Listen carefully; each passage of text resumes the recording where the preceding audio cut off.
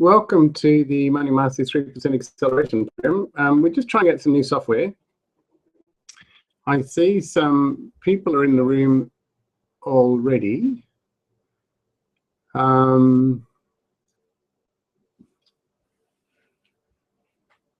So just bear with us until we actually sort out some software. Now, over on the left-hand side, if you can hear me, over on the left-hand side, if you just sort of hover, you'll see a little chat room. So if you can see or hear me, just enter a message in the chat room.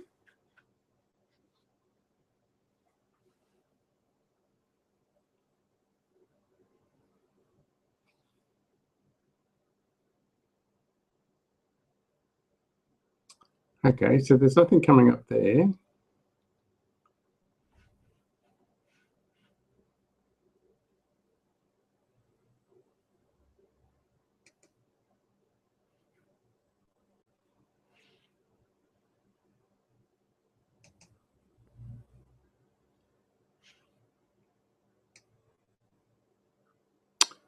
I can see Amanda and Paula and Angus and Chris and Justin and Peter and Charmaine and Fiona and Holly and Kathy.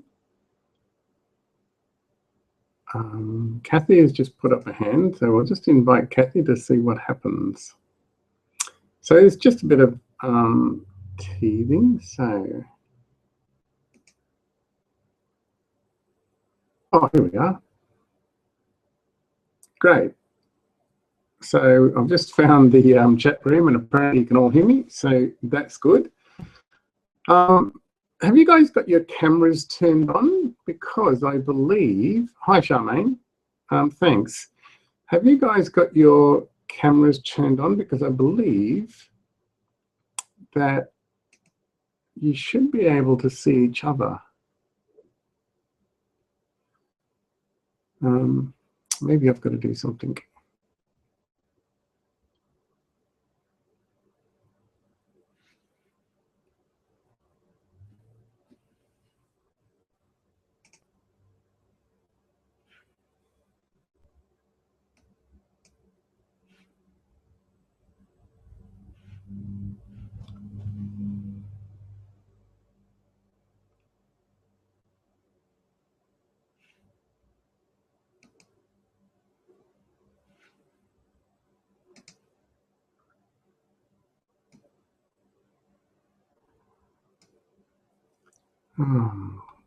Now, I've got to work out, why can't I hear you?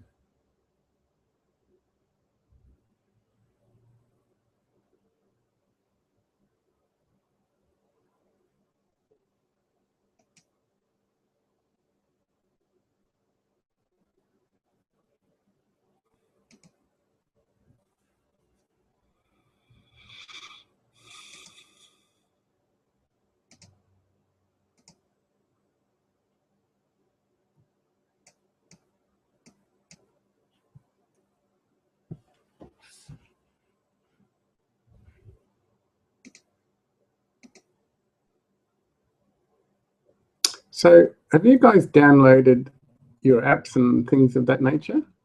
Because when I did the test with Barry, it worked perfectly good. But I can see who's in the chat, but I can't actually see or hear any of you.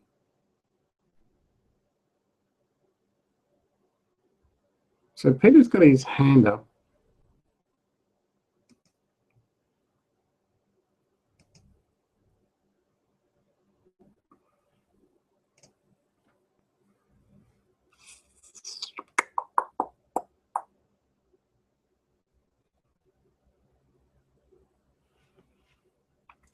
Let me see.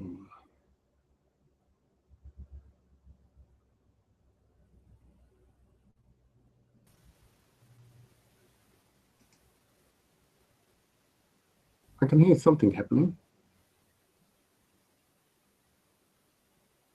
Is anybody speaking? Charmaine, I'm going to invite you as the speaker. So I just invited you, Charmaine. Is something happening at your end? Peter, I can see you. Have you got a microphone that you can speak into?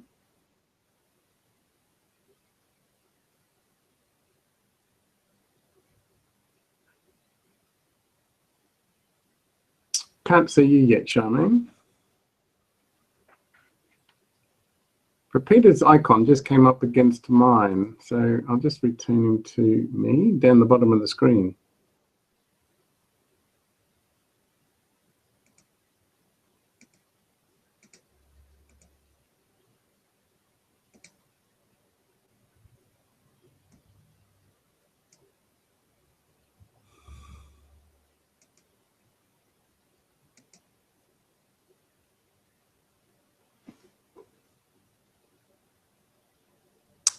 So I'll ring Baz and see if we can get something sorted.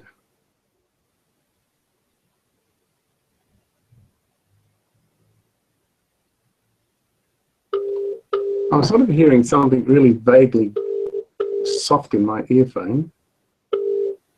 Yeah. I can see people in the attendees room, Yeah. but I can't speak to any of them, and they apparently can't speak to me. I can see people in the Can they hear you? So I'm hearing you in my earpiece. They apparently can't speak to me. Oh, okay. I'm just on the phone here. So I've just seen Charmaine and Kathy come up as the little icons down in the bottom of the page. Yeah. Now the first question to ask, if you can get it somewhere there, can they hear you? Which is what our experience was. I can Yes, hear you. yes. You couldn't hear me. They can all hear me. They've all said yes. So what they haven't done is they haven't allowed the system to load the video app and the audio app. They can all hear me. In their browser somewhere, it's probably being blocked. Because it'll automatically be blocked. They have to physically allow. Remember, we have to do that. Okay, guys. So Barry's telling me that you have to allow for the video app and the audio app to be loaded. So check the top of their internet screen and see what's being blocked. So check the top of your internet screen and see what's being blocked. Allow for the video app and the audio app to be loaded. Aha, I can hear somebody. So as soon as I start to unblock, and remember I pop up and then there's an audio control for me, you can unmute me. Okay, we'll try that. So the ball is in their court actually, that's what the email said. Okay, okay, thanks Baz. Okay, I think you could, can you hear me? Aha, I can hear you now, Kathy. Oh, yay. It was scary at first. And did you load the video app as well? Okay, I think you could, can you hear me? Yeah, there's a lag. Oh, yay. Who was that just spoke? It was scary at first. And did you load the video app as well? Yes, but I didn't realize that there were things to continue to approve.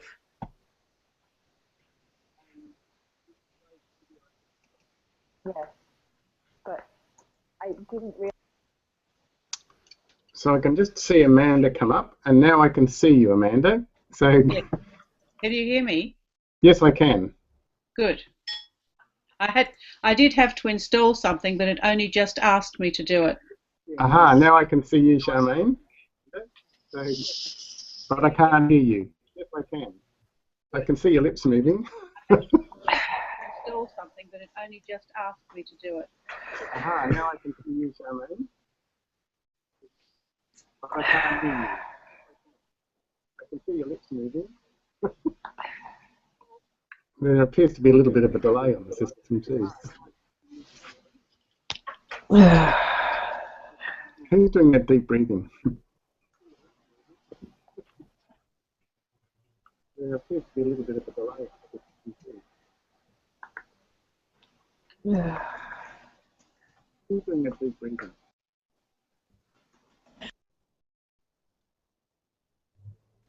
It might be, hear me? I just woke up. Who's that? No, that's not me. Oh, maybe it was me. Can you hear me now? Yes, I can. Oh, there you are. Hi, Charmaine. Yeah, hi. It was my headset. I don't know why it wasn't working through the headset. Okay. No, that's I'm in my pajamas. I hope you're not recording this. It is. It's actually going out to the world. Is it? But we've only got from your shoulders up, so that's okay. Oh, okay, all right. I've got no bloody makeup on. I'm in my PJs. Well, look, I've got no makeup on either. Now, okay, so the other people who have not yet managed to find it on, Peter, that's Peter Rowe. Are you there? Now, okay, so the other people who have not yet managed to find it on, Peter, that's Peter Rowe. Are you there? Okay, so the other people who have not yet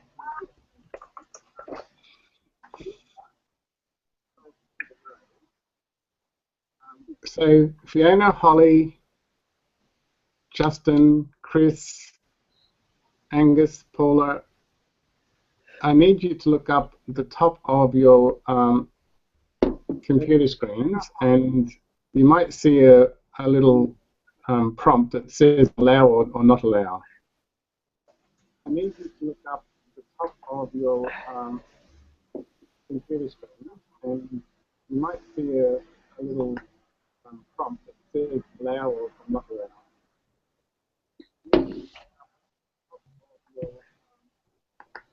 Now this is only gonna, you have to go through this rigmarole once, but to get our new software up and running, we've got to go through it.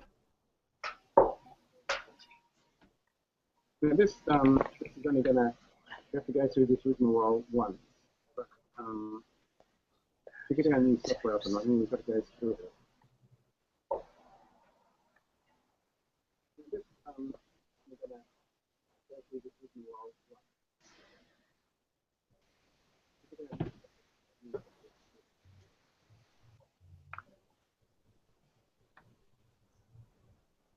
Oh, I've lost everyone. We have indeed. Well, there's a few people who are just sitting there being silent. Right. But you've turned your camera off, have you? Yeah. So Yeah, you okay. put me in my jammies. There's a few people who are just sitting there being silent. I'm silent, right? Who's just said that? Kathy. Is that Kathy, is it? Put me in my jammies.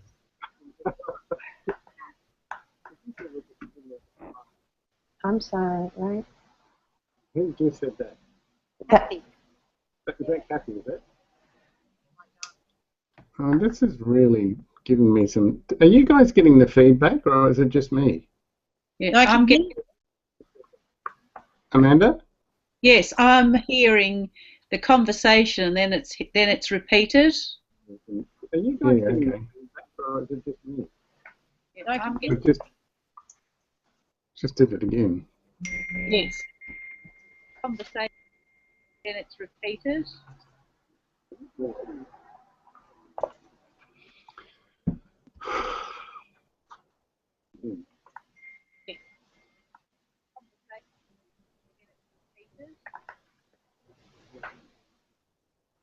Um,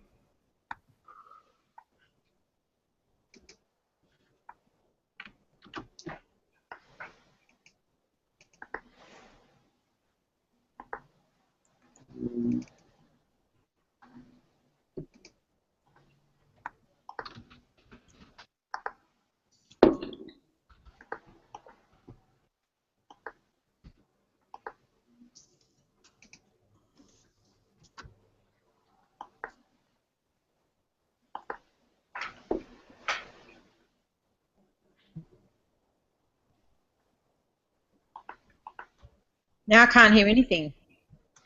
I'm not talking. Oh, okay.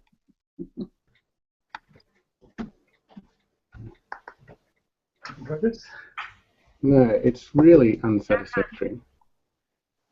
I'm not talking. Oh, okay. So, have a listen on the. It's just repeating itself all the time. maybe it's not a good product.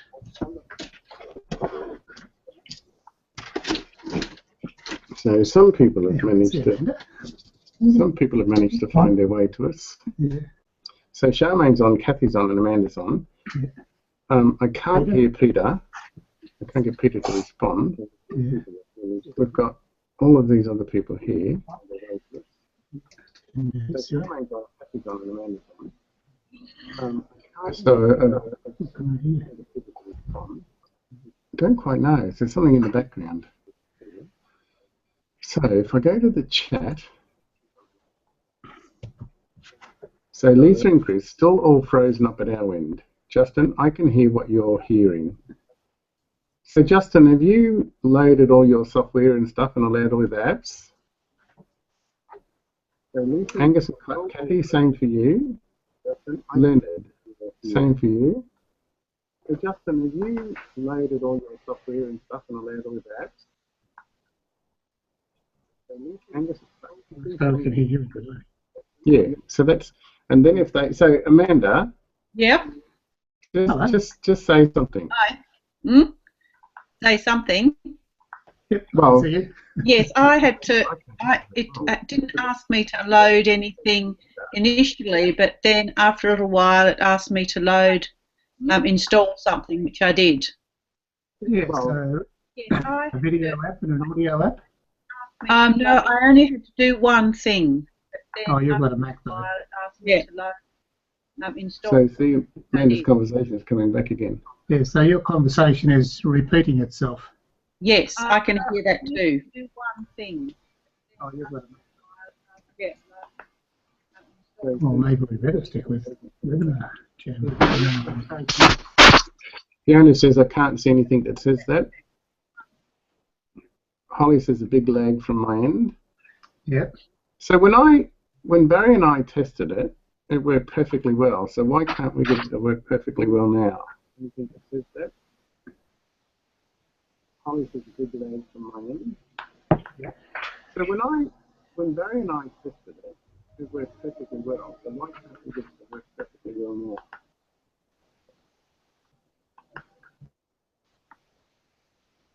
The joys of new software, eh?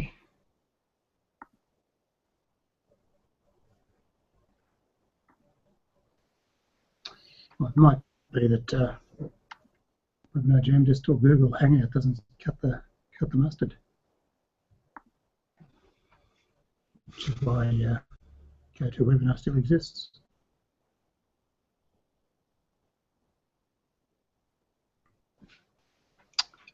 Which one of the messages coming?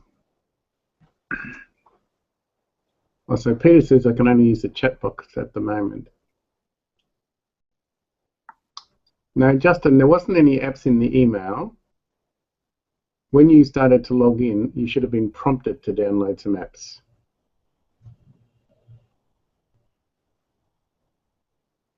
So Angus says I can hear but have no speaking. Paula says I can hear you. Peter says I can hear you. So Holly says the only button I can see is the request to speak. So okay, So she's right. Well, so press the request to speak. Lisa and Chris says they're back in.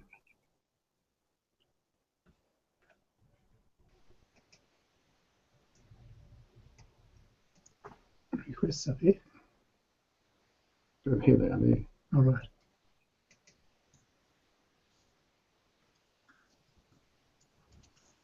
Holly's not there.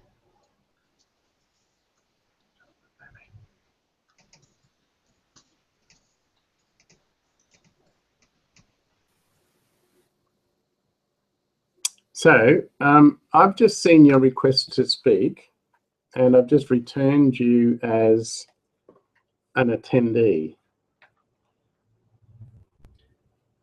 So David McKendrick has joined. Yeah. Has Holly got an unmute button on hers? Holly, have you got an unmute? Oh, I can see now David on camera. So hi, David. Hey. But where are the others? The others have disappeared now.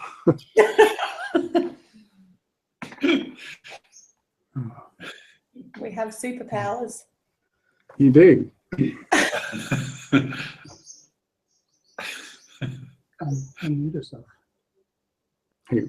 Holly, Holly, can you unmute yourself? can you unmute yourself?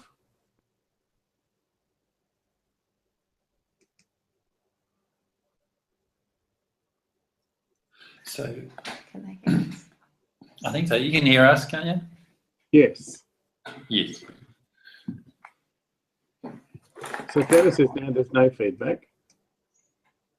Charmaine says my link disappeared and it's asking me to request to speak again. Justin says I'm still here. Kathy says, do you see me? I hear you. No, I don't. Oh, Kathy says no more lag and no more repeating. I'm not getting any repeating either.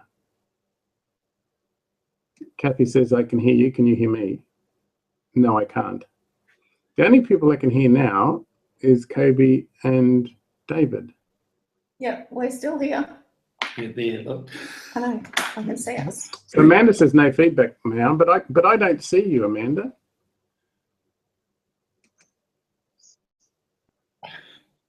Can you say something, Amanda?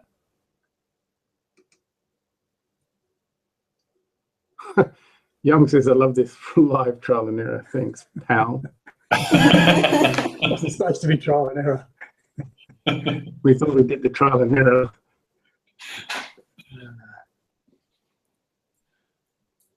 Kathy says, I used to see the pics, but now I can't see anybody. That's saying to me, except David and Kobe have just taken all the space. Oops. Sorry, guys. So Amanda says, I can't see anybody but you, and you can't hear me. No, I can't. So ask Amanda if she's got, you know, an unmute on the top of her screen. So Amanda, do you have an unmute at the top of your screen? On the left. Oh yeah. You, Young says, I did see Amanda a few moments ago, but not at the moment. Yeah. ours is in the middle. Of our screen. In the middle of our screen. Well, unmute and mute. Yeah. Up the top in the right. Okay, so don't you guys touch anything, right? So you're set. Yeah. Don't go away, all right? We'll stay right out. There's nothing much more I can do here. Okay, thanks, Beth. But it's not satisfactory. Huh? It's not satisfactory though.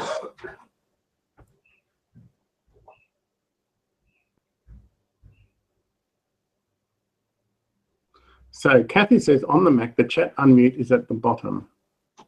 Amanda says, no, I have a chat. No, I have a chat unmuted button.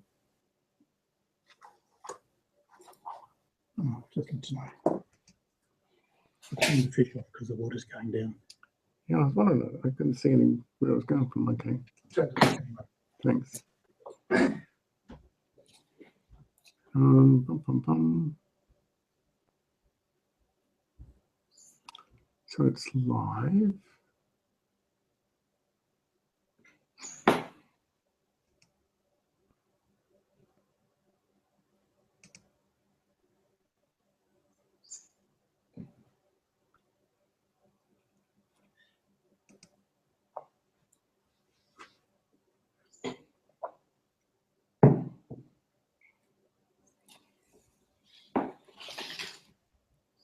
Well, I'll tell you what, because I can, policies mine's at the bottom. Okay, so because I can see,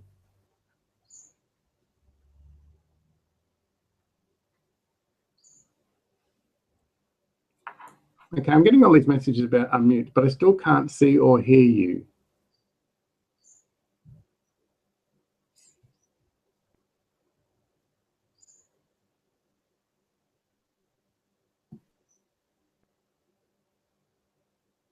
So Yong said, when I click reconnect on the bottom of the screen, it refreshed the screen and said chat disabled. So Charmaine, I can now see your request to speak.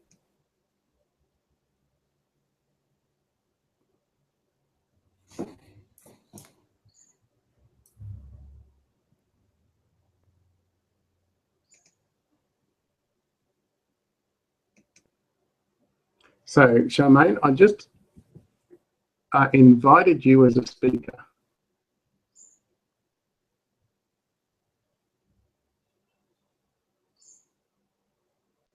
Aha, you've just now popped up. I'm back. You are, okay. So I'm now just going to invite Amanda as a speaker.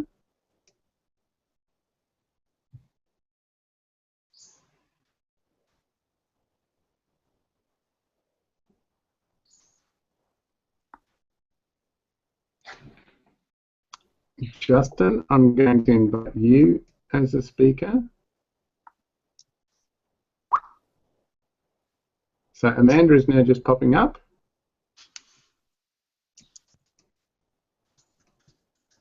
So it looks like we might be getting somewhere.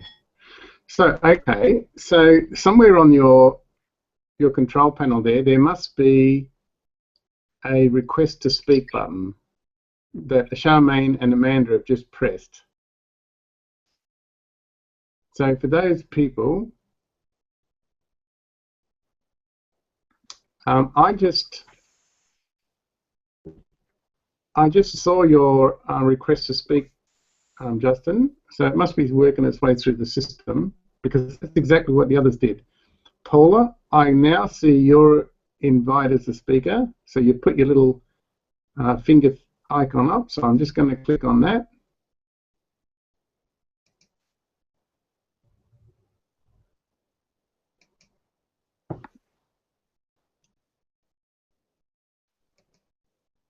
Okay, now Paula, it's doing its thing. Peter, I've just seen yours come up, so I'll invite as a speaker.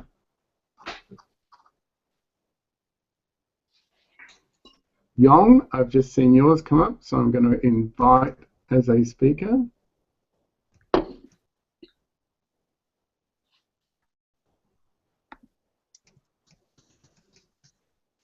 Aha, here comes Peter.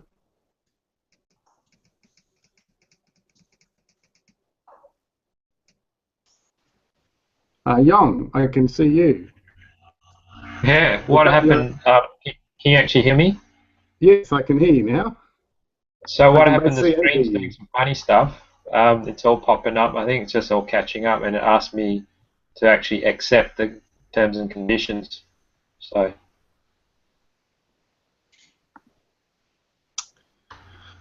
Okay. Well, Justin, where's Justin? Justin popped up. I can see your icon now, Justin. Justin, can you hear me? Yes, can. Ah, excellent. Okay. So something's working. So Holly. This is fun. Well, I believe the software is really good if it works. Well, it might be just me, of course. It's like a montage of everyone's face. Hi, Yong. Hello. Was that you, Kobe? That was me. Charmaine. Hi, how you going? Good. Your camera. Okay. Angus and Kathy, I've just clicked on yours.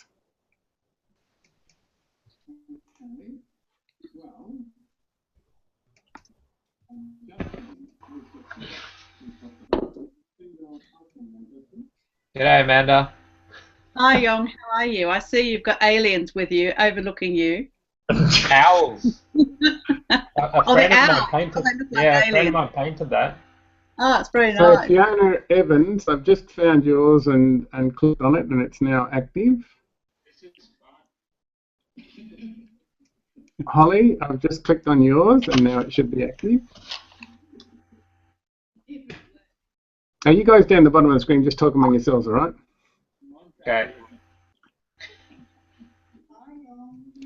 Leonard, I've just seen yours and made it active. So now we're waiting for Holly, Fiona, Leonard, and Angus and Kathy are here. Charmaine, I think your camera. I don't know if you can. Darren, got a camera.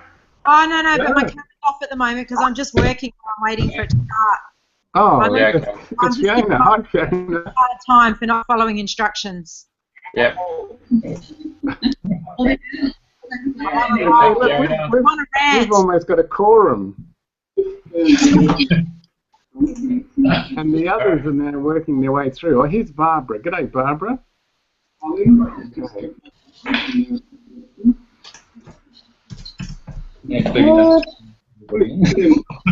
Let's see how many people we can get on first, and then we'll have a...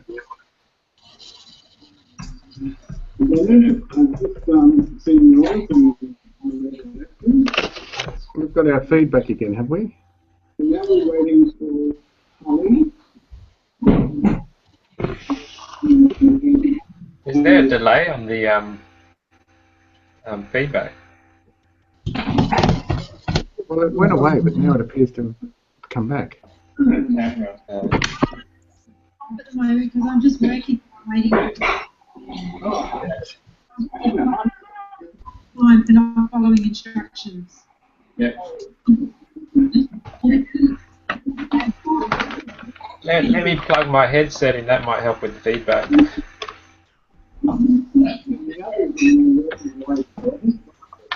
Okay, Barbara. G'day, Barbara. Hi, how you going? At last. At last. So come on, you others.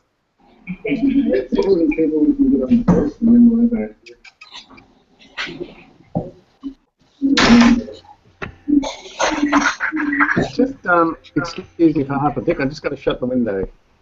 That's how we roll.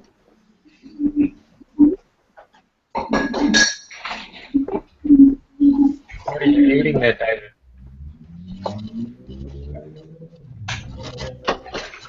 What's Dave making? Cacao, a hot cacao. Like one.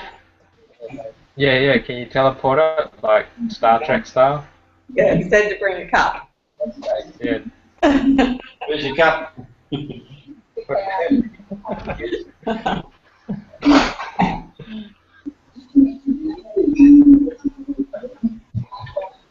Barbara.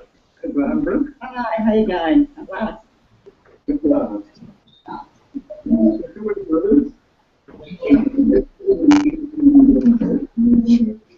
Okay, so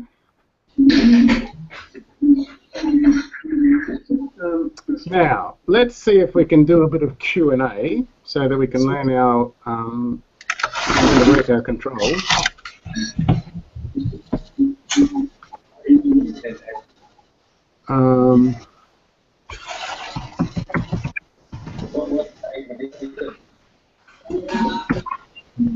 Cacao, hot cacao. Like one. And here's my co-presenter.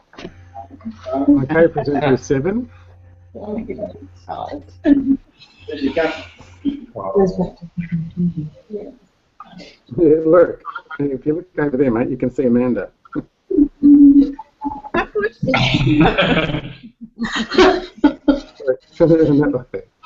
Look.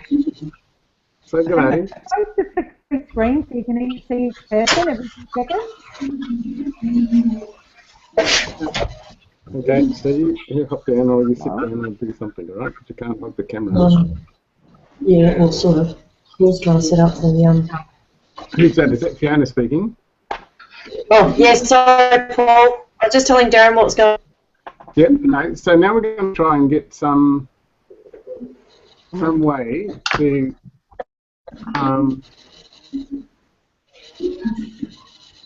how do I recognise that you want to talk? Have you got somewhere on your end that says put your hand up or something? Okay, presenter.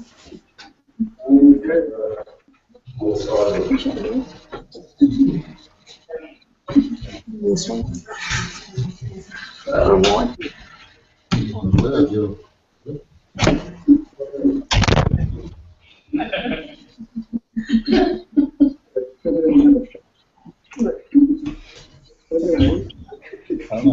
So, David, are you now full picture at your end?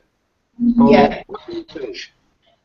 We can see everybody's little squares, and the only two people faces we can't see are Jake, Justin, actually, Jake and Peter, but they may not have a picture, I don't know. But we can see everybody else. Yeah, so Yong, have you muted yourself? And Jake, have you muted yourself? Yes, I did mute myself because I've got a Google search up how to get rid of the echoing, and one of it is because even headphones and mics, that can cause the feedback and echoing. Okay. So, and what I think I've observed is as soon as someone talks, their picture pops up on, or there's noise. Their picture? Yeah.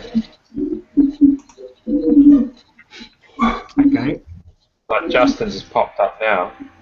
So, David, are you a full picture of your end? Yeah. We see everybody's little squares, and the only two people faces we can't see, Jake, Justin, actually, Jake and Peter. So that's double speakers going on again, isn't it? Have you muted yourself? And Jake,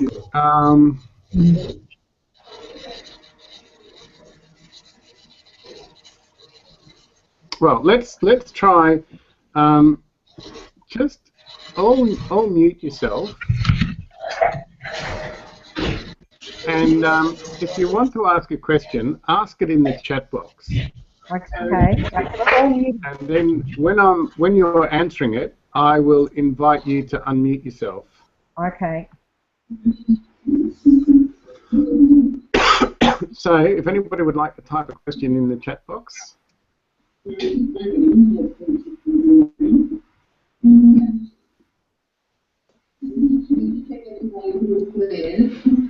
And no two people faces we can't see, Jake, Justin, actually, Jake and Peter. That's double speakers going on again, isn't it?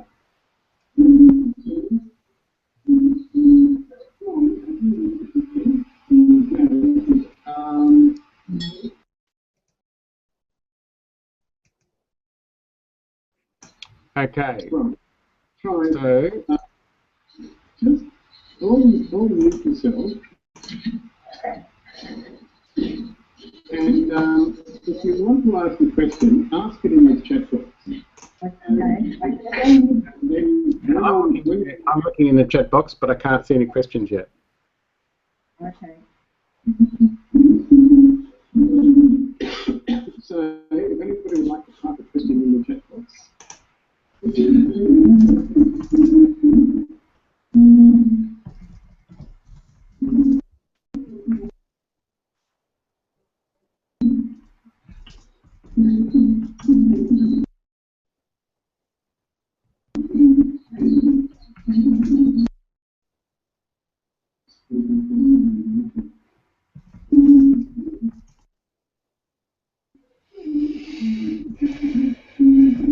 Okay, so Charmaine says I've muted, but no questions to ask. Barry is helping me be able to log into the content section. Okay, that's great.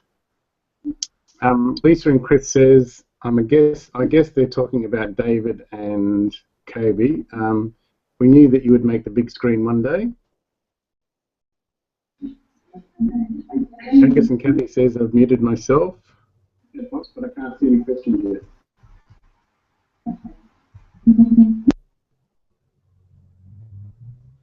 Kathy says if somebody has two sessions open, it will have the sound messed up. Ask if anybody might have two Google Hangout windows open. Has anybody got two Google Hangout windows open? I can't see anybody.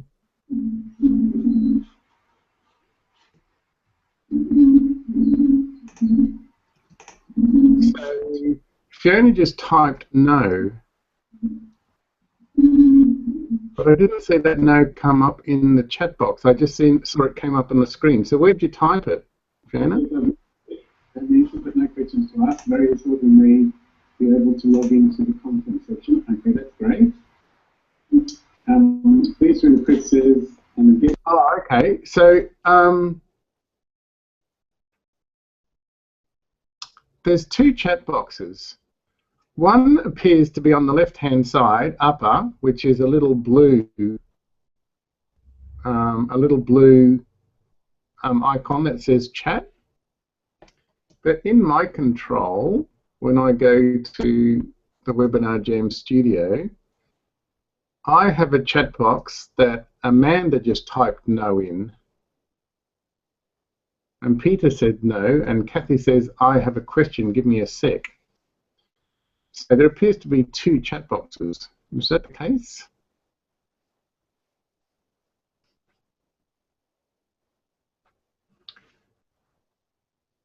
Somebody just came up with, Charmaine said yes, somebody just came up with a question.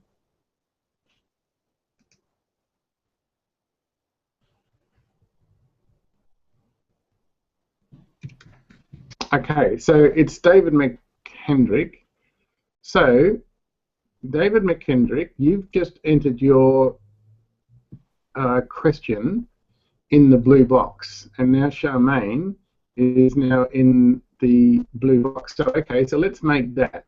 So go up to the left-hand side of the screen, and there's a little blue box there, and that's the chat box that I'm now looking at, because apparently there's two different chat boxes. So David has asked the question, when you had to work on veto power to become a better administrator of time, how did you do this, and what was your focus? Yeah, that's a really good question. I'm not sure that I actually have a good answer for it, because I have to sort of backtrack.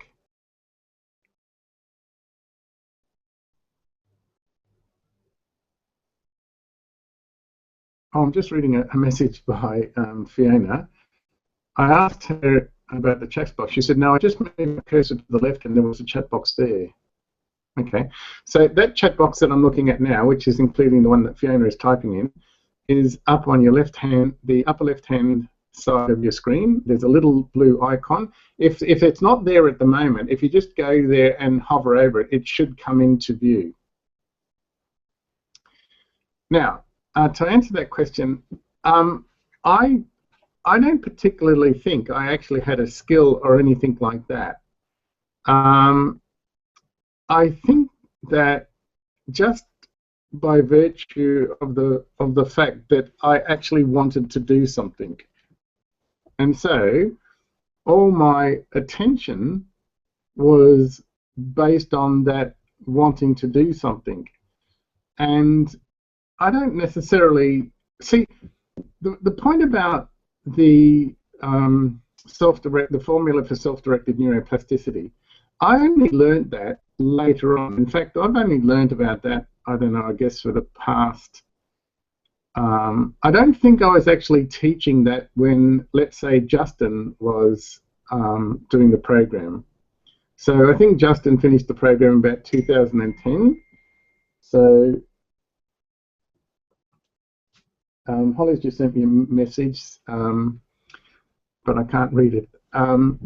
So I don't think I was actually teaching it at 2010. So therefore, I've already done the success part up to that stage, and I think it's just a determination to keep doing what I actually wanted to do that allowed me to focus on it and get results. So I don't think I had, you know, I mean, Amanda might say that the strategy was just pig-headedness. I don't know.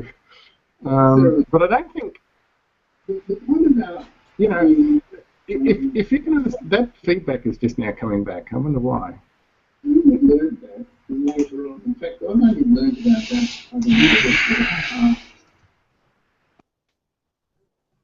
I think it's coming through Justin, so I just muted you again, Justin. I don't know why, but anyway, there's no feedback now.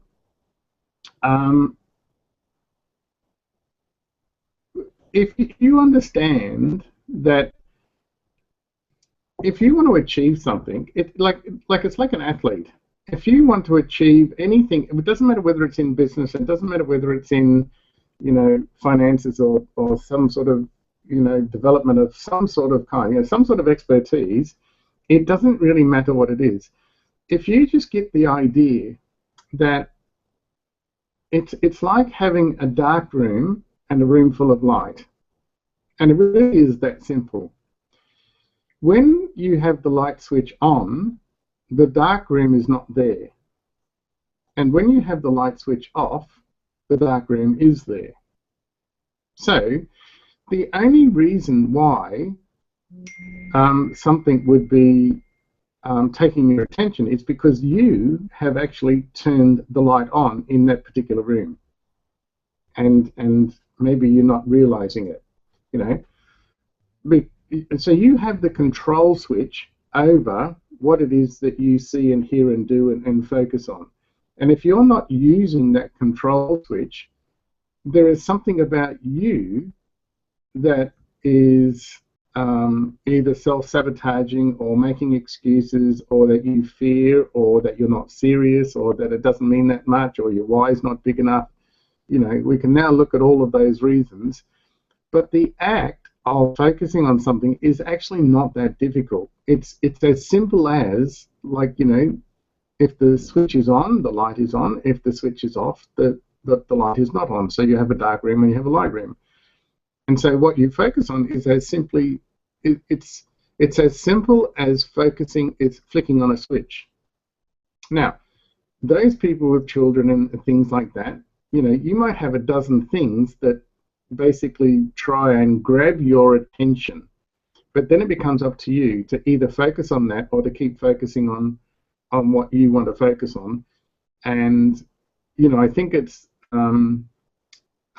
also a societal thing, which is an absolute impossibility, but the societal norm is to say that you can multitask.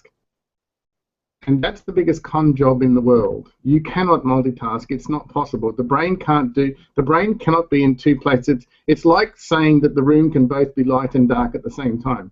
It's not possible. Can you flick the switch on and off really, really quickly? Yes, that's possible, but that's not multitasking, because it's only ever one thing at one time. Now, that's the way that the brain works. You cannot multitask, and people who believe that they can are just not exercising their cerebral faculties. You can't do it. So whatever you are flipped on is now taking all of your focus and attention. And if it's not what you want to do, then there is some aspect of you that is not being true to what you say. And you know, that's the conditioned process for most people, because society wants you to be ineffective. Because if you're ineffective at what you want to do, then you will always be pursuing.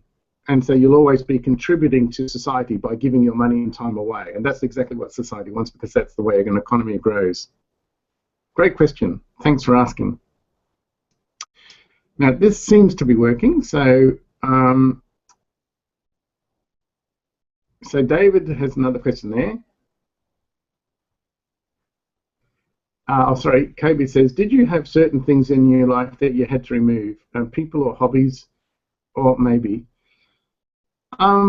Again, I'm not really conscious of that. Amanda, I might just invite you to speak, because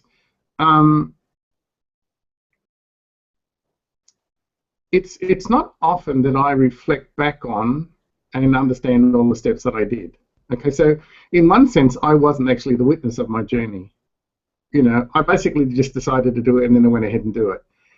And I'm not the sort of person that will dwell on whether it's a good thing or a bad thing, or basically the consequences of that, or whether, you know, I lose friends, or I just, you know, I'm too busy doing, you know, and you know, at some stage in that sort of process, we had to, you know, Amanda and I had to sort of, you know, make a code. Because when I'm in that sort of zone, I'm in that sort of zone, and I don't recognize the outside world. And it's, you know, it's not that difficult to me, because I'm highly introverted anyway.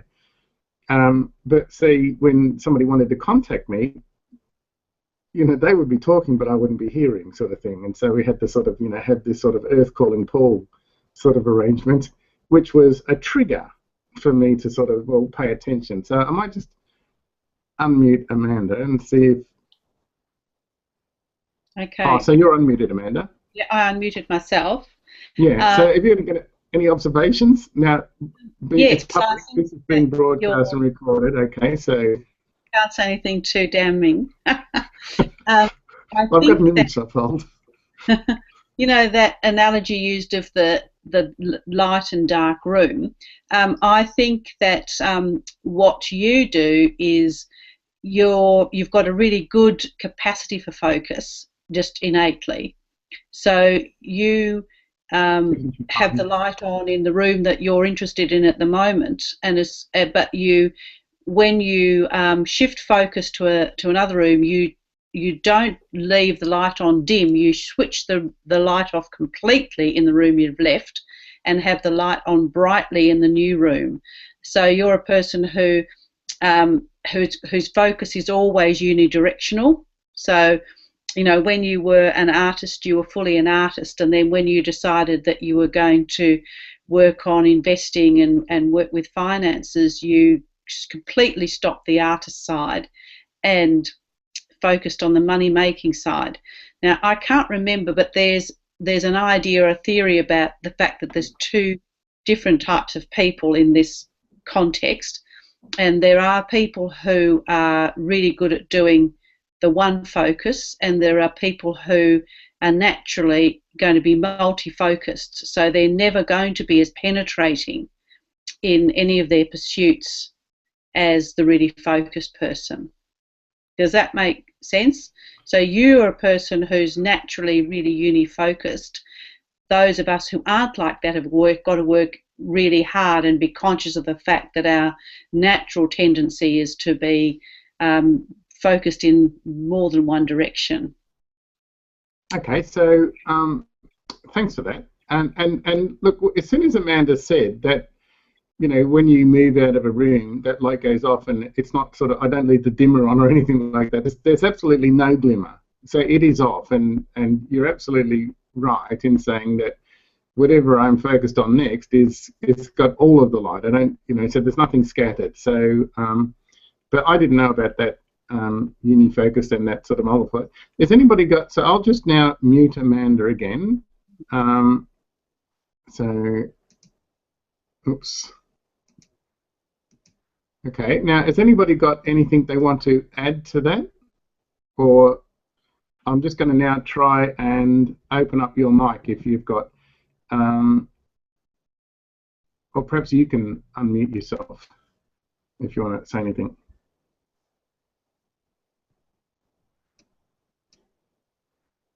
No? Okay, so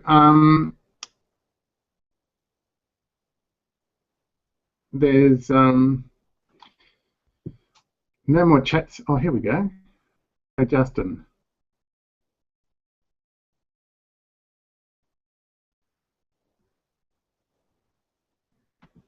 So Justin says, thanks, Paul. I really appreciate the work relating to our junior style. Today, I had a run-in with Sam Cawthorne, Australia's Bionic Man. The issue came up when I spoke about the shortcomings of personal development industry. He is a devout personal development guy, and he was using the Clifton test devised by the Gallup Company. I don't know anything about that. In short, his course could decipher strengths, and he and his team could concisely develop you to your full potential.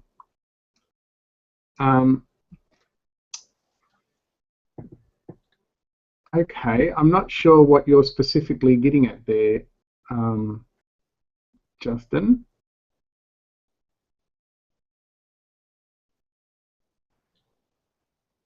But while Justin is typing some extra stuff there, if you think about, you know, people like Milton Friedman, and who was the other brilliant hypnotherapist? Ericksonian. So Eric, what was his name? The Ericksonian methodology. Anyway, you know, I mean, even when you take, you know, people like Tony Robbins and stuff like that, and you know, the real sort of upper echelon of I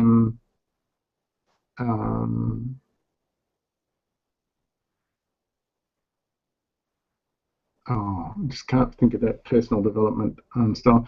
You know, there's lots of ways of contacting the subconscious. There's lots of ways of actually using that, and you know, people have really got skills. I mean, you know, if you go to you go to India and you see some of the you know, the really high profile gurus. I mean, they have, you know, skills and experiences that just are way above, you know, what other people can achieve. You know, way above my skills. The thing about anybody is, I mean, I don't know who Sam Cawthorn is. Australia's Bionic Man. I mean, I don't know that, but you know, everybody who is an expert in something will tend to say that they have the way, and so, you know, that may or may not be the case, and it also may or may not be the case for everybody. And the reason why it may or may not be the case for everybody is because different people have different perceptual styles, which means that they have different styles for getting information in. Everybody is not just one, you know, there's no one funnel into somebody's head, and there's no, you know, right time to stick something in, you know, somebody's head. So it's all about the right time, the right space, the right environment, the right stimulus, the right desire, the right need, the right amount of pain for somebody, if you like, the right amount of motivation for somebody. But it doesn't really matter, you know, who does what. And, you know, personal development is a really interesting thing. And, you know, I used to say when I was doing more, you know, hands-on seminars, I used to think about what personal development actually meant, you know, and you can go and get lots of definitions, and you can go and get lots of things, but what does it really mean? You know, so if you go and do a course, is that necessarily personal development? Because, you know, if you think about, there's lots and lots of people that go and do lots and lots of courses on lots of different subject areas, but then they don't come out and, you know, pursue or apply or whatever. So is that called personal development? And so I started to think about, and I must admit I haven't taken this thinking much further than that, but I started thinking about, is it possible to understand that you can only personally develop in the moment that you're triggered? So in the moment that you are now at the limit of whatever your capacity is. Now, I remember, and Amanda, I might sort of ask you to speak on this again, but can you remember when at some stage we went and did some caving? And can you remember that there was this real sort of, you know, dark, you know, there's really tiny space that you had to get through, and you had to overcome, you had to get across another space.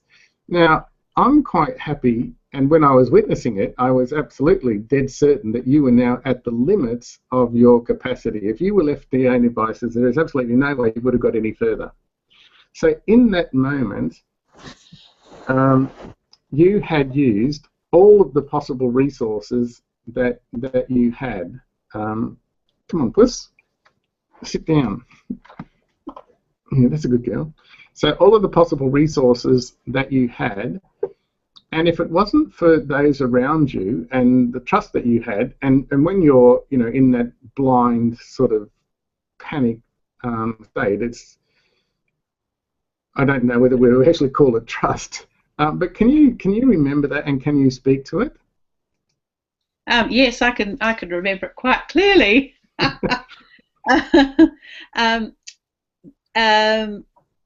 Yes, it was we were doing proper caverneering. We weren't just going on a tourist cave, so we had little lights on our heads, and went with a group of people, and we were crawling along on our bellies in these tiny bits of tiny tight little holes, and you were aware that you had about 50 million tons of rock above you, and at any moment it might all collapse and squash you to smithereens. But the bit that Paul's talking about was we actually had to go along, we had to go on our bellies, and it was a narrow channel, but on the side there was a drop to God knows where. And the way you had to go along was to pull yourself along on a chain. And I didn't believe that my arms were strong enough to pull me along. So I was quite sure that I would actually slip over the side. And so I became immobilized, I suppose. And I'm not sure, it was interesting, I'm not sure. There were probably some helpful voices, but in fact it was a bit of a clamour of everyone trying to get me to go, and it was only a matter of, well, you had to either trust that you weren't going to slip over the side, or that you were going to be saved, or that your arms were actually strong enough. So yeah, it was a crisis point, I suppose. Is that the sort of thing you say? Now, think about what happens after that. So you get to the end of your tether, and in that moment, there's development. Because now, if you went and did that whole thing again, and when Amanda said, this is pitch black except for your headlamp, and so you can't see over the side, and it wasn't as wide as, it was probably 2 inches wider than you as a human being. So you had rock facing you on one side, stopping you, blocking you on one side, and then a pure drop down on the other side. And all you had to do was pull yourself up on this chain, via this really thin thing. So there wasn't that much space. Now, if you think about that, and in that moment, now what you do? Do you bail out? Well, in that moment, that's an option. In that moment, there's another option, and there's probably some that we can't think of. But what Amanda chose to do, and whether it was through fear or blind panic or just a resignation, was to actually evolve. In other words, move forward. Now, let's say that you have a person in your life that is really capable of pushing your buttons. Now, when somebody pushes your buttons, you then have a strategy. And the strategy might be something like arc up, yell and scream, or go quiet, or do whatever, a whole bunch of strategies. They're strategies for that, that disturbance of the pattern, let's say. Now, it's only in the moment that you are triggered do you get the option to choose a different strategy. But if you're never, if nobody's pushing your buttons, then you never get to choose. So what you end up with is strategies or solutions that might have worked when you were a 10-year-old or a 15-year-old or a 7-year-old, but because you actually haven't improved the strategies or advanced the strategies, you're still using them today. So what actually happens is that instead of being solutions, they then become problems because you haven't updated the strategies. Now, you can go to a course and learn that stuff, but can you do it? So it's only in the moment do you get the option to do it or not do it. And so I started to think in terms of personal development as the stuff that you do in the moment that you're triggered. Now, how do you get to practice to do effective stuff if you're not triggered? Well, it's pretty hard. So therefore, you're just using your default mechanisms. And you can read all the books, but the books don't trigger you. And so, you might have an awareness, but as soon as you're triggered, that awareness goes out the door. And so what you really want is to be in that difficult environment as often as you can be, because that's the only chance you get to practice your personal development, whether it's of an idea or a thought or a, you know, you can have discussions that go into arguments, and then once they get into the argument level, you kind of sort of, you forgot about the discussion. But unless you're in that environment that is challenging your wisdom or challenging your ideas, how do you develop? I don't know the answer to that. So I'm not sure how to answer your question there, Justin, and I didn't see anything else come through. But, there'll be, that's perfect.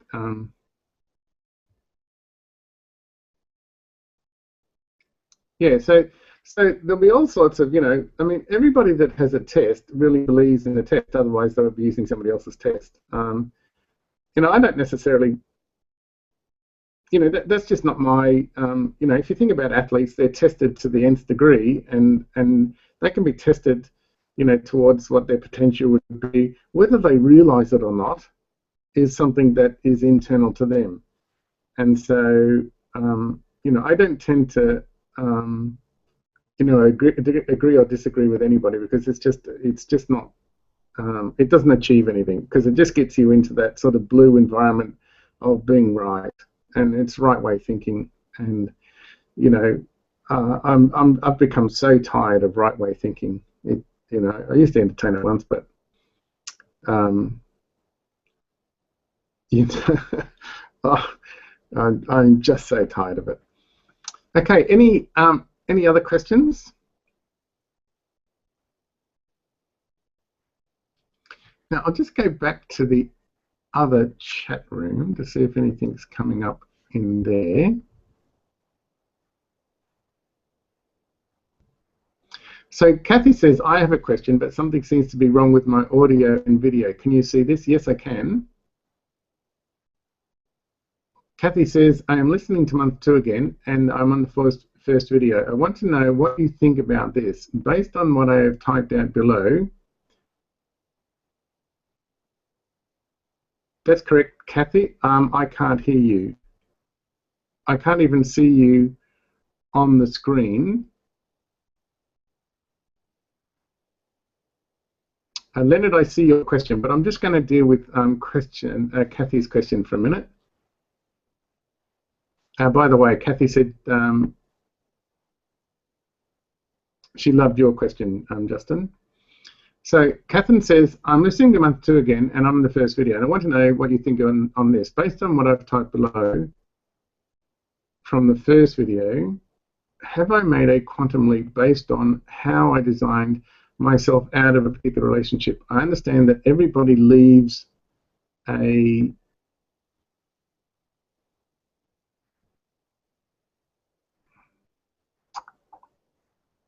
your question doesn't end, Catherine.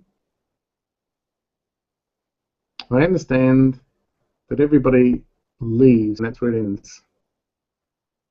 Okay, so I'll address Leonard's question. Content and structure. If content and structure are the construction materials of incarceration, what is the construction elements of freedom? It would appear to me that a different form of structure and content might only be another form of incarceration.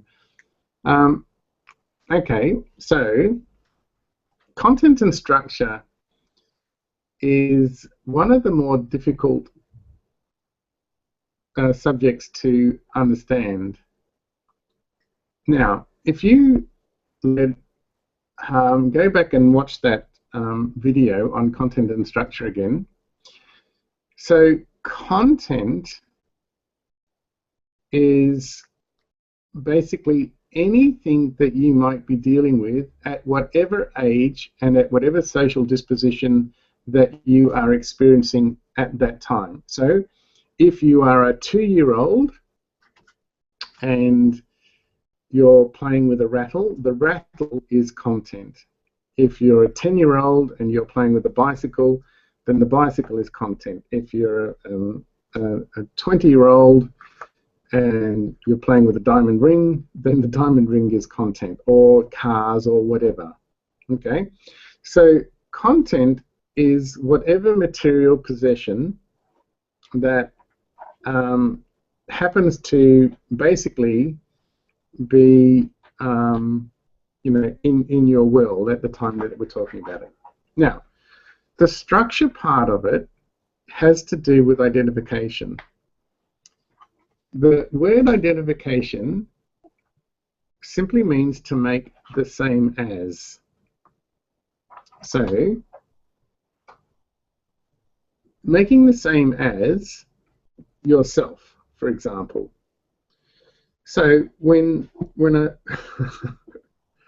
my cat's decided to play, I'm taking all the playthings away.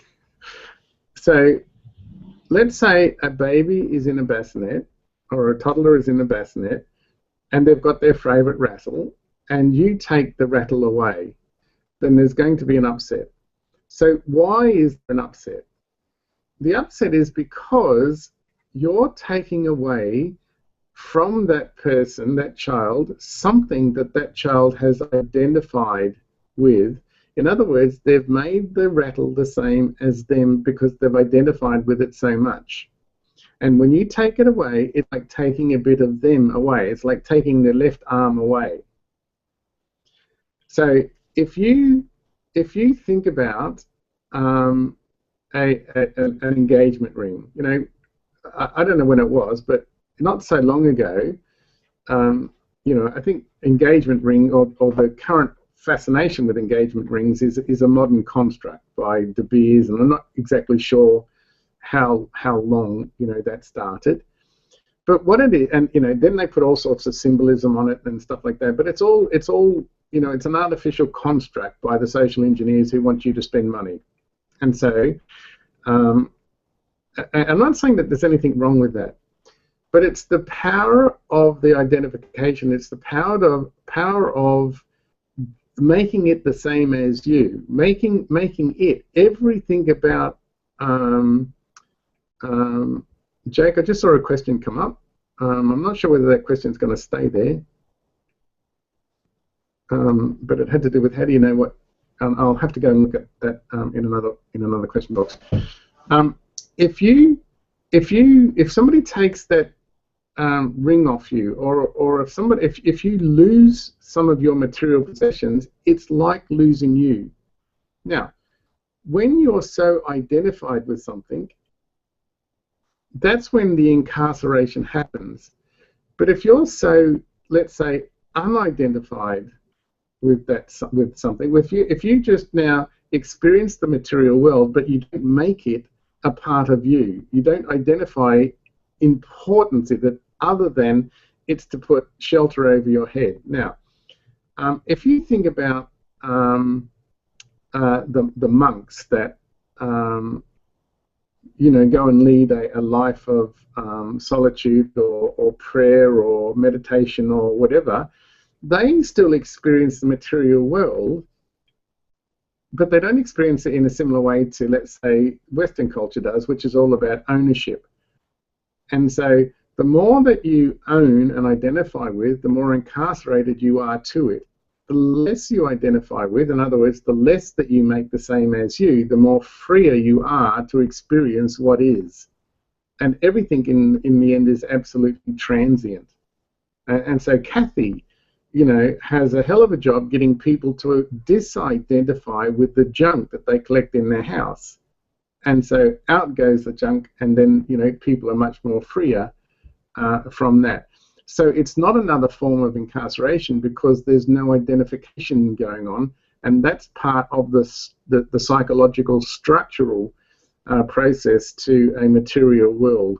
So the more you identify with, let's say that people identify with their job. When they retire or they lose their job, who are they? They don't have an identity, and so they're not free to experience the world or the reality of what is, because, you know, they can become so depressed that they can, you know, often, you know, do things that are not beneficial for them. So hopefully that gives you some further understanding of the structure part of it. The content is just whatever it is that you're identifying at whatever time that you're identifying with it. So it's the disidentification or the lack of identification that will actually give you the freedom. Amanda, I might just invite you to come in on that.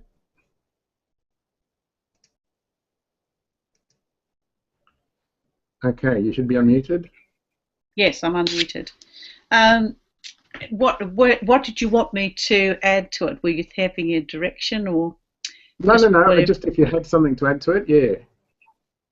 Oh, well, I was actually, what popped up for me was actually that in our relationships, there can actually be issues of content and structure as well, in that the one's partner could be, you know, an object with which we identify as well. In the, you know, and especially I think, now I'm just exploring this idea, but it seems to me. Well, when you do that, just and Leonard's popped a question in here. So is our story part of content? Well, I would think yes, because Absolutely we identify. It is, yeah. And yep. And so yeah, so if our story, I mean, just, you know, bringing the two ideas together, if our story includes a particular type of partner, then we might find ourselves actually wanting to make that other person to fit into our story. I mean, I'm thinking of a particular girlfriend of mine who got herself a new boyfriend, but then proceeded to, you know, buy him the right brand of shirt and the you know, the right trousers, and take him to the right restaurants and things like that, so that he actually he had to fit into her mold. So you know, I think he might have actually become content to her in her structure. And how long did it last? Not very long, no. I think he just, I mean, it's a bit like the honeymoon period in a relationship, isn't it? Where you feel like you've got so much in common and everything's the same, but as time goes on, that wears a little thin. So the other person has to be, or your relationship has to become more than content and structure. And if you're too identified with other stuff, then maybe it's difficult for you to actually maintain relationships. I don't know. This is just, you know, exploring the idea. Yes. So basically, yes, Leonard, the story is content, and you know, I think people that have had the either the misfortune or the good fortune to enjoy the live money mastery program, they will know that often the invitation was to not tell me your story, because it doesn't matter. For me, it only matters where you want to go. That's the only thing that I concentrate on. I'm not a therapist, I'm not a counselor, I'm not a psychoanalyst or anything like that. You know, it gets back to that, the switch is on or the switch is off. You know, I'm happy for the story switch in most people to be off. But I also know that people can't do that. They can't not tell me their story. And so I would often you know, say something like, look, you know, I don't need to know your story. I only need to know where you want to get to, because that's the only way that I can help you. I can't help what's happened to you in the past. I can't go back and undo anything. But I understand that you want to tell me your story, and so here's the deal. I'm going to respectfully listen to your story once, and I'm going to allow you to respectfully tell me your story once. But if you try and tell me your story twice, I will bark at you. Now, as often as I have said that, people still insist in telling me their story. And they can't, I can see Justin laughing, they can't not do that. And when they're doing it, they don't even realize that it's the 50th time that I've heard it. And sometimes I just want to, you know, I just really want to throttle them. You know, again, get back to the question that David asked initially. You know, how do you actually focus? Well, the light is either on or it's off. Now, it's you who keep your story alive by the continual retelling of it. That is probably the most incarcerating aspect of the process that allows people or doesn't allow people to advance from their position, even though they have this idea and this rhetoric that they're doing things. It's just part of their story, because how would we know whether people are genuinely, you know, progressing? Well, we actually know it by their results, and if the results aren't moving, then what's keeping the results from not moving? It's the story. And again, that's part of structure, but it's also part of content, because, like, who would you be if you didn't have your story? Now, I'm saying as an entrepreneur, you can actually craft a really good story out of your background and basically, you know, monetize that story. That's for effect, and that's for marketing purposes and stuff like that. But it's the continual retelling of your story that keeps you actually incarcerated, and it's the lack of awareness to understand that that's actually what you're doing. And so at that time that you're retelling your story, all consciousness has left the building.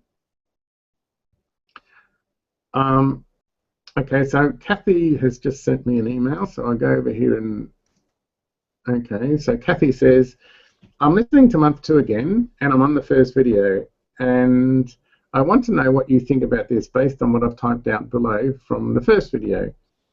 Have I made a quantum leap based on how I designed my way out of a particular relationship? I understand that everybody that leaves a relationship actually designed their way out of it, but they do it still holding on to pain. Well, if they're holding on to pain, they haven't actually designed their way out of the relationship, so that cancels out. And other emotions that held them back. It's, you know, it's not emotions that hold them back. It's the way that you interpret the world. It's the, you know, nothing holds you back other than the way that you perceive, and then the way that you act on what you perceive. They run away from the pain, seeing it as it's bad, instead of a necessary thing that happens in all of life that provides growth. You know, it's like, you know, when children are growing, we often have growing pains. You know, if you think about the women who have given birth, it's a painful experience, but without that pain, new life doesn't happen. So, you know, you know, I talked about that caving experience. If there wasn't, you know, feel the fear but keep going anyway, which was painful, then that you know, we wouldn't be sitting here telling this particular story. We might not even tell that story because it might be forgotten, you know, in the past. So the question is, have I designed my way out of it in a state of growth that would have given me what you talk about that I have quoted below? Is the quantum leap in money productivity. I feel no pain, reassessment, no foolishness, no jealousy, no rage, none of the other things that I felt before, just resolve. If this is so, can you help me see how I can employ the same procedure in my relationship with money, or am I already doing that by identifying patterns and changing them? Here's what you said in the video, I suspect. Be crystal clear of your money relationship. The more accurate, honest you are with that relationship, the more that you can identify a pathway out of that relationship. In personal relationships, how often do we hear of a personal relationship people cannot design their way out of? If you think about relationships in general, they are complex interactions that often incorporate a major theme around the way that you act or interact. Therefore, if you actually identify the major theme, and that major theme is not providing you with or allowing you to experience the outcomes you want, or the outcomes that are important for you, then you have a choice. The choice is to design your way out of that theme. If you can identify the result of the major theme, if that theme is not providing you, oh, okay, so it just goes on. So, okay, so, you know, let's define what a quantum leap is. Sorry, my internet is dropping out. A quantum leap is actually quite a small leap. It's not, you know, ginormous, one step forward for mankind and all of that sort of business. But only time will tell. You know, the only time will tell for the answer for that. So, but you've made a really good start. If you have no jealousy, no fear, no resentment, if there's nothing, you know, there's no carryover into your life, then, you know, we could suggest, we could observe that you've actually resolved something in your relationship with that person. Now, that's just one experience. So have you made a quantum leap? Well, I don't know. Let's go and have another dozen relationships and see what happens. Well, we can't just answer it from one tiny little example.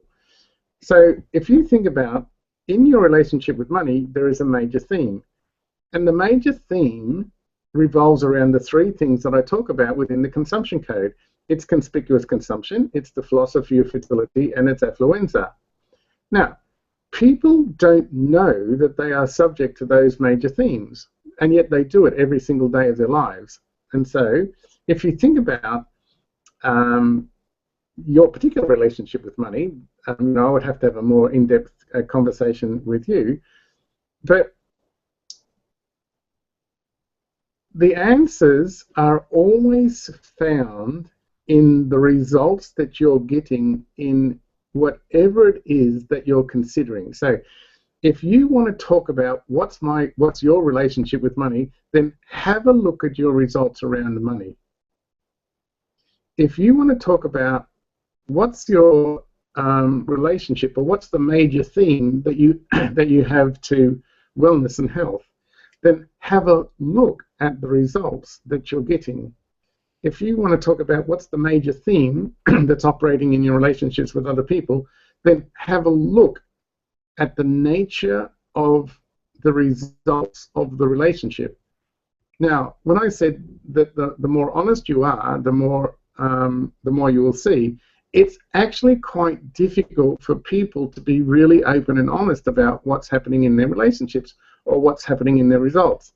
And so often you need an external set of eyes or an external set of ears or an external set of wisdoms to come in and have a look, because they are not involved in it.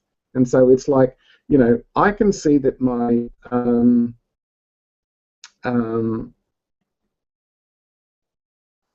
you know, in often the case, if let's say that we can see that we get results, let's say, that lead us to believe that our plumbing is not actually functioning correctly. So what do we know? Well, we know from the results, because the results are only ever feedback. But okay, so my plumbing's not working. Do I know how to fix it? No. But do I even know what's wrong? No, because I don't have the skills that diagnose. I just know that something else is not working properly.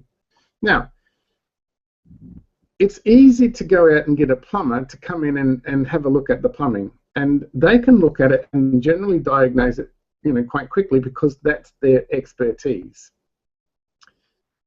It's not that easy to get somebody to come in and have a look at some sort of personal aspect of what's actually going on, because they're the sorts of things that we need to hide, because they all form a part of our identity, and they all form a part of our personality, and they all form part of, you know, who we think we are, and we think we can actually design ourselves out of it.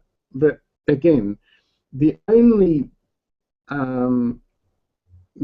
indicators of whether that's, let's say, more truthful or less truthful, or more accurate or less accurate, are actually the results. Because again, you know, as I was saying to Leonard, it's your story is so ingrained and it's so concrete that most people can't actually see past it. And you know, it's like that. You know, it's like that line in one of the movies with Jack Nicholson and Tom Cruise, where the lawyer and the lawyer's asking for the truth, and Jack Nicholson screams down his face, you want the truth, you couldn't handle the truth. And that's the sad reality. And again, that's what keeps people incarcerated. So I can't really answer that question, but has anybody else got anything that they would like to add to the question that Kathy has asked, even though it's a very long one?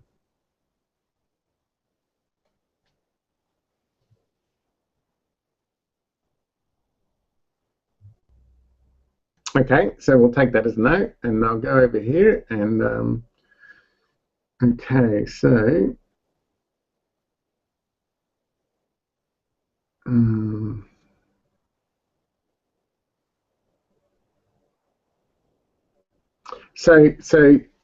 Jake is asking, how do you know what your relationship with money is? And I guess he's referring to the plot there.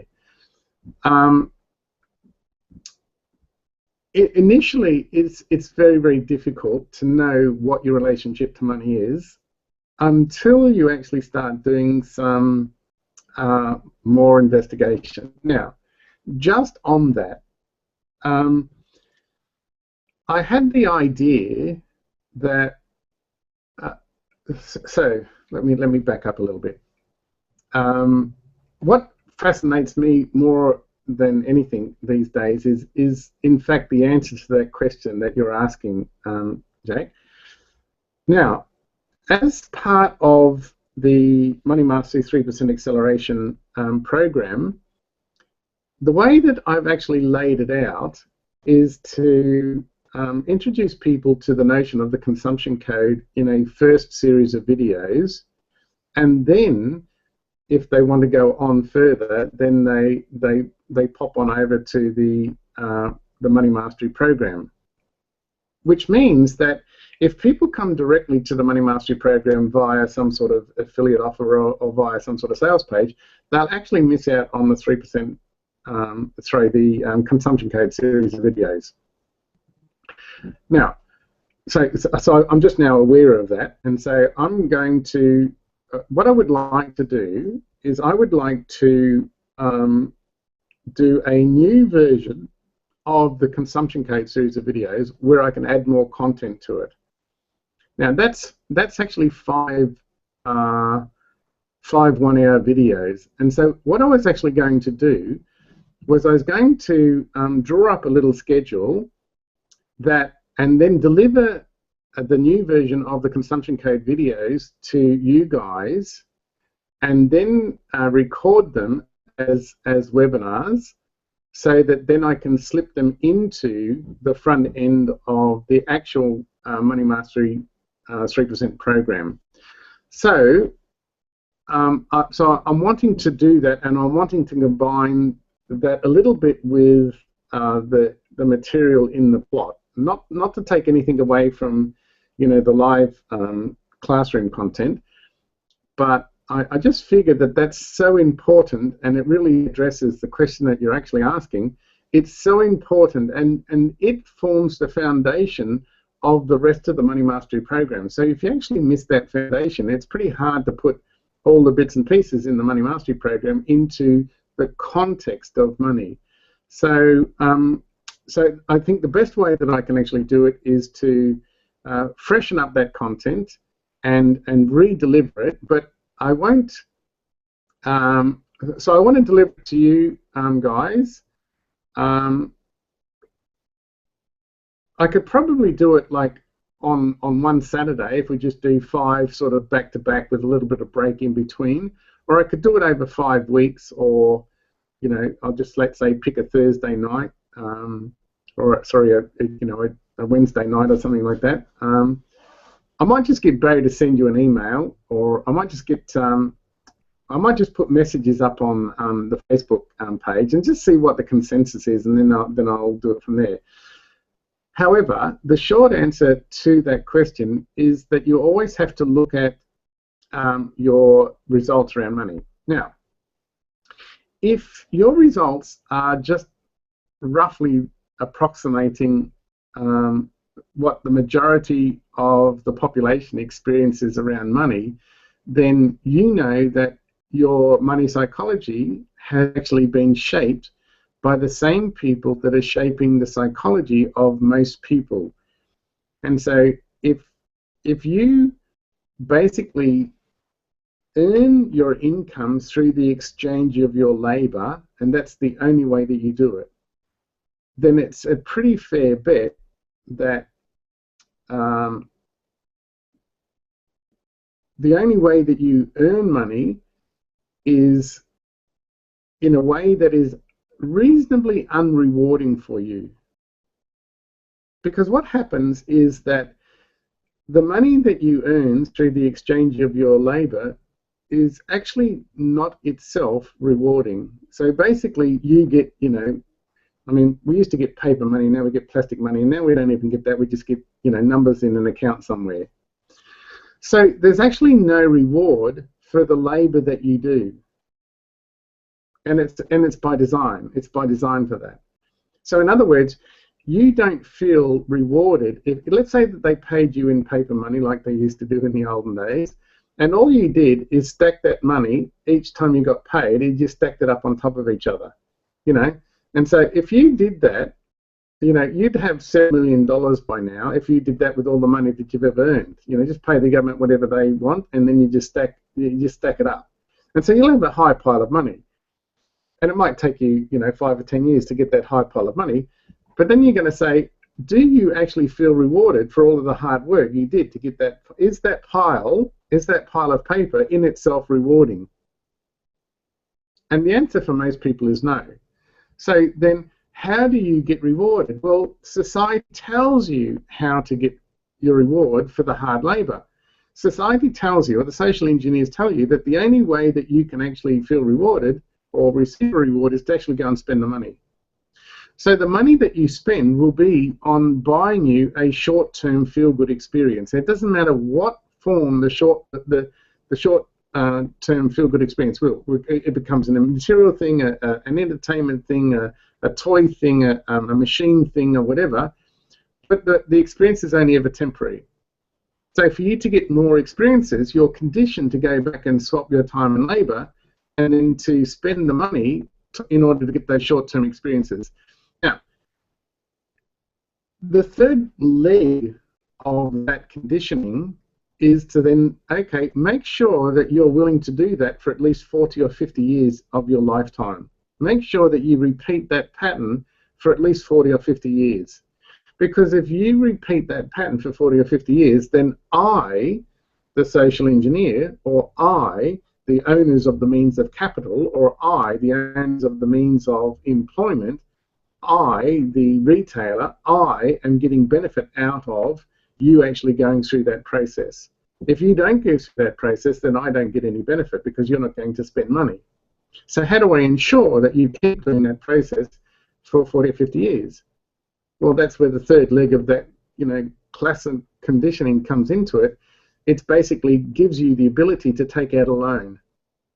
And as soon as you take out a loan, now you have to pay debt. You have to pay interest on that loan. How do you support that loan? You've got to go keep on swapping your time and labor. How do you feel rewarded for that? Well, you don't feel rewarded for the loan, and you don't feel rewarded for the exchange of labor and time, and so you only feel the reward through the short-term gratification. And the immediate rewards you can do through drugs and alcohol. The longer rewards are through toys and stuff like that.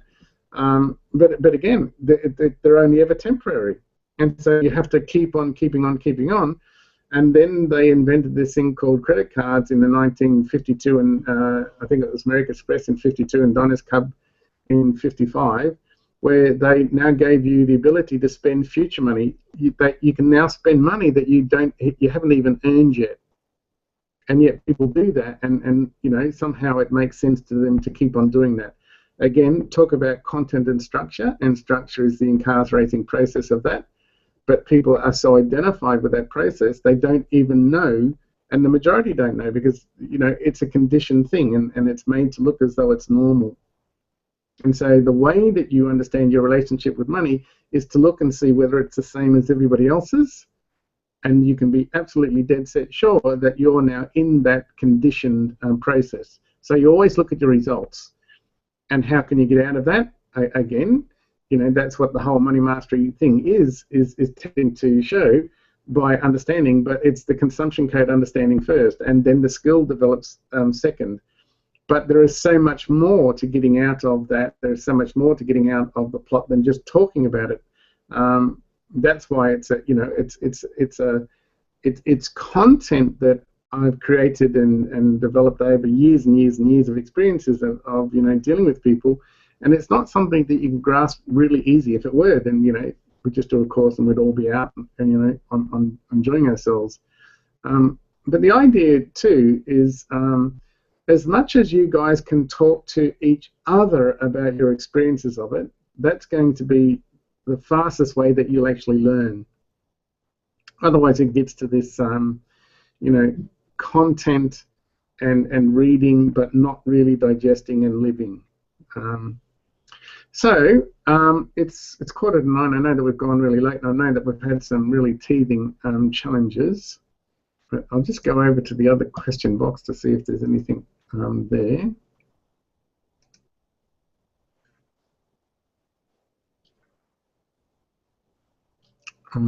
Nothing there, so I shall go to this one. Young said A Few Good Men. Okay, yeah, good. That was the name of the film. Okay, so there's no more questions in either of the box. If anybody wants to ask something, or if anybody wants me to unmute, I'm happy.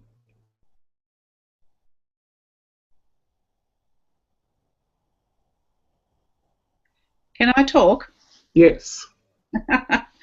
I just think it was really interesting, that whole, you know, bringing on again from the idea of content and relationships with money, and how we are seduced into thinking that we need so much. So part of the story, if you like, is that when we earn the money, we have to spend it, and that we have to always be ambitious and moving forward and buying more stuff.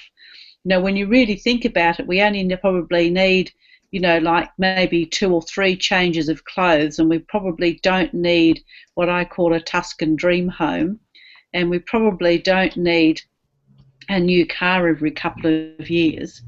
Because I suppose now I'm sort of living in this funny little rural community, and where many of people have made a practice of literally living off the smell of an oily rag, and there's an enormous quality of life around the lack of attachment to money as the content.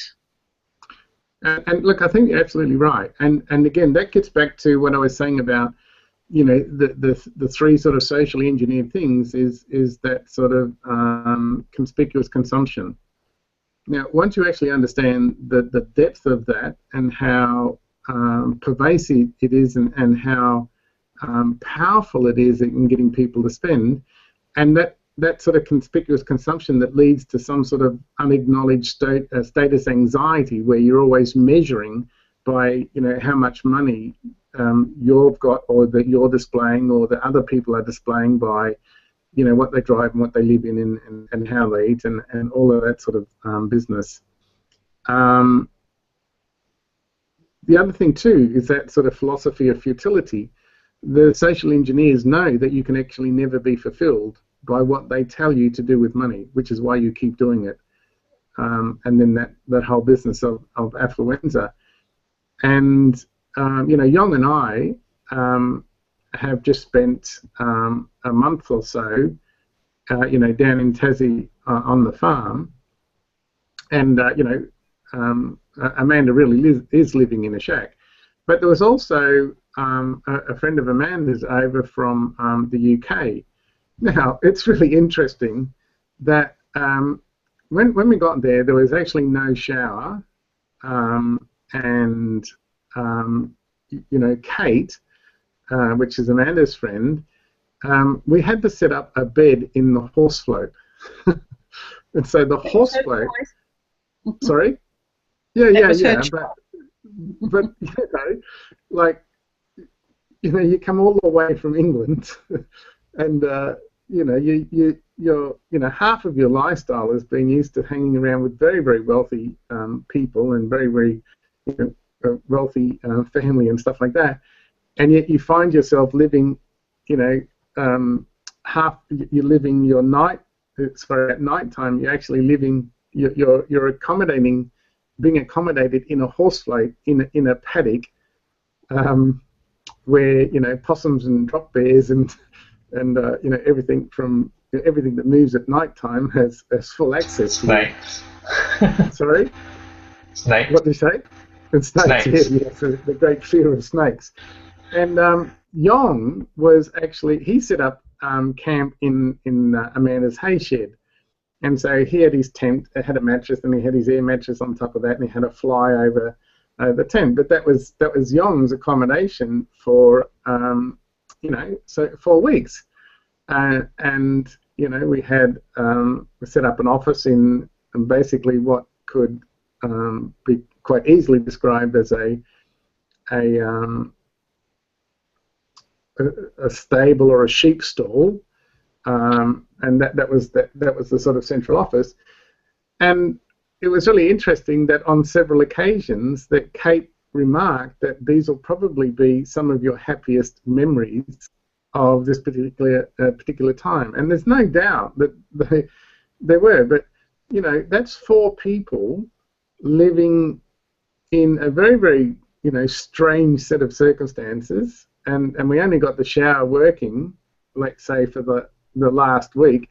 But even when I say shower, it's not what we would think of a shower in the normal course of events. It's we became very, very practiced at totally bathing within half a bucket of water, because it didn't, well, it only rained once substantially when we were there, and so we were really conserving water.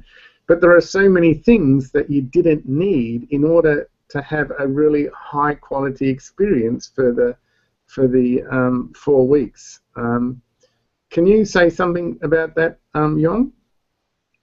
I was going to say some days you didn't need a shower. But it's amazing how things, recalibrate down to what your environment is.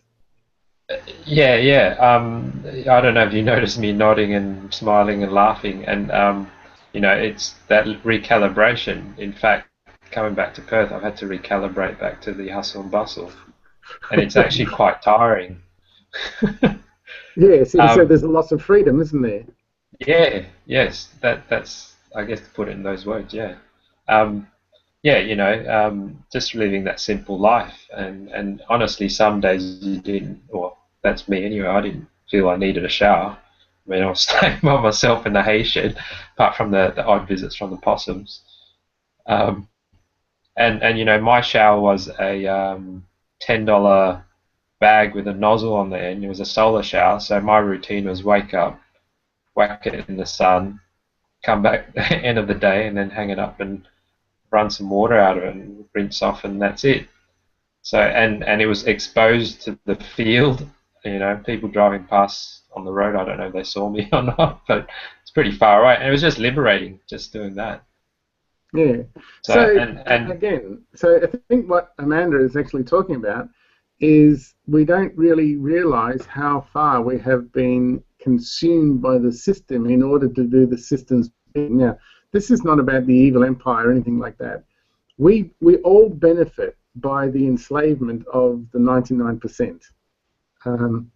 It's only a question of whether you want to move to a different type or a different set of experiences. And the answer is yes or no. And the way that you get those different set of experiences is to turn the light on and don't turn it off.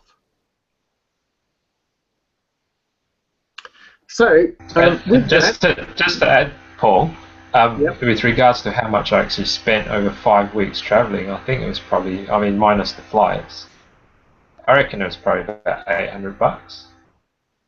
Well, most of that was spent on materials to build your new boudoir. Yeah. So, and then internet as well. That was the highest cost, I think. So yeah, it was nothing. It was bugger all that I spent there because you're not surrounded by that constant need to buy stuff and. Yeah. Well, So, if you think about, some of the happiest cultures in the world are the ones that have the least material possessions, and so that again gets back to, the comment that Leonard was referring to earlier. So look, I really want to thank you for. So thanks, Paul. Mum says hello. G'day, good. I really want to thank you for your patience with the initial scramble at the beginning. Now, I do believe that you won't have to do that again. I do believe that once you've downloaded the apps and you've got sort of a little sort of connection with the controls, and so with your permission, now I know that there are others that haven't had the opportunity to get in. I'll see if we can do anything with that. With your permission, I'll see if we can actually run with this software again next week. If everybody has the same sorts of hassles, then we'll just go back to GoToMeeting. I would like to be able to, Yong says, I love this, I would like to be able to, look, it's really interesting where you're typing those things because it just comes up, I see it above your picture. So you must be typing in a different place again. Because when you type the question in the chat box, I don't see where you're actually putting it. But Fiona just said it, sent a little note, and Yong just did that. So Fiona, you said you just moved your mouse to the right or the left or something? Or where do you actually type it? Blue box at the top, fantastic, love this platform, says Kobe. So that note is just coming up above your picture, Cody, but the other ones didn't. When David asked these questions, they didn't come up above your picture. So Amanda, can you type something in to see if it comes up above the picture? So Fiona says that there's a box to the right that we type in.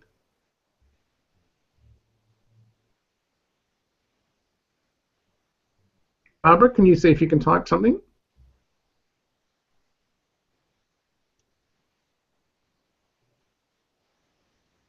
Justin, you want to have a go? Where's the little box that just comes up above your head? So that what Amanda just typed should have popped up. Yes, you did. I have a column of typing to the right of the screen.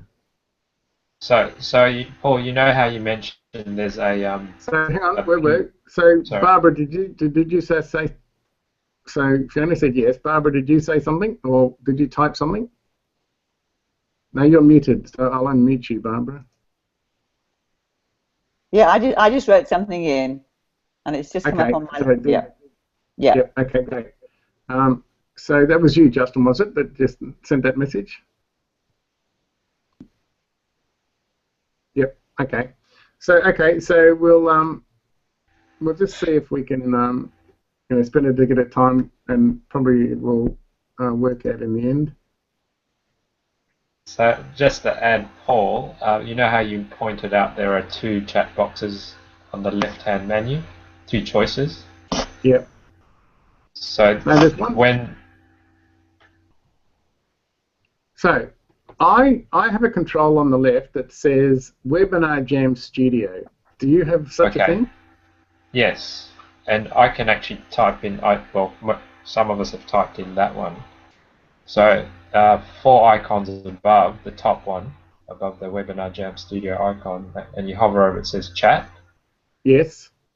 That is the one I believe when people click on that, the chat box appears on the bottom right, and when people type that, the bubble pops above their pictures at the bottom of the okay. page. So and I think you're the only one. Box.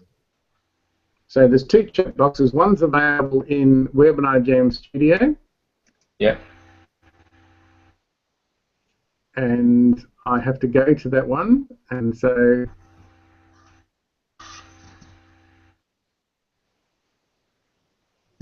Paula is saying bottom right. Angus is saying that.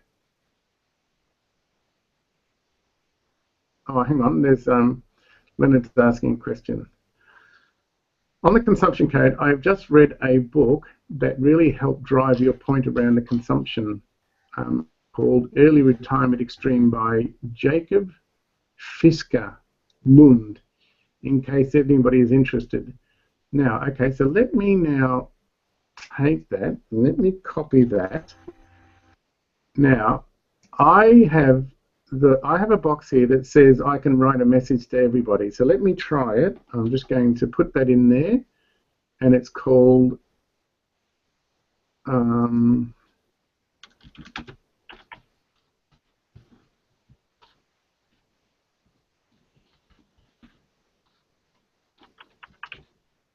Early Retirement Extreme. So I'm just going to send that to you.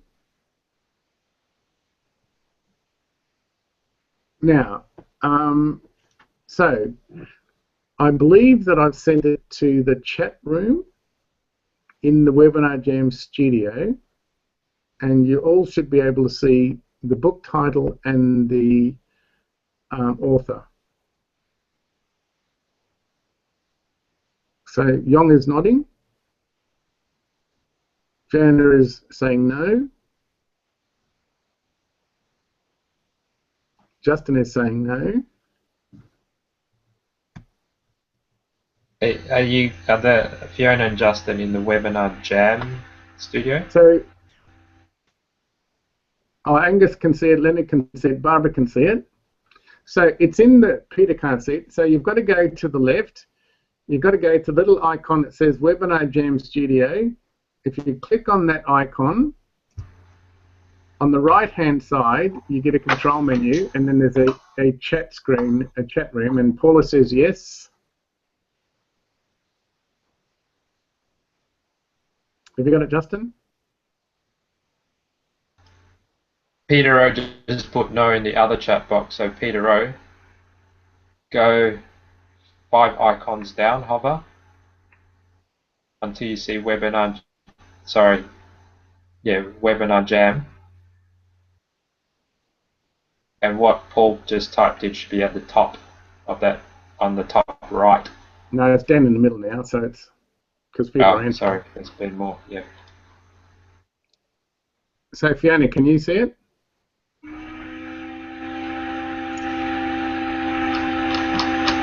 Yeah, I can. However, Webinar Jam wants to know a heap of stuff about me, and I don't reckon they need to know all that stuff. So I keep saying deny. Oh, okay, so that's probably why you can't see it. Yeah, probably. Well, hang on. Okay, so let me go. Let me copy it again. So I'll go up to the blue one. Can you see the messages? So if we're in that blue box, can you see the questions that everybody has typed?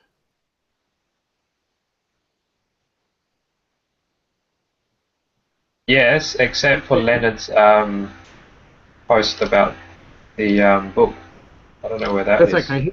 He did that in the other chat room. So if I enter it there and press that, can everybody see that?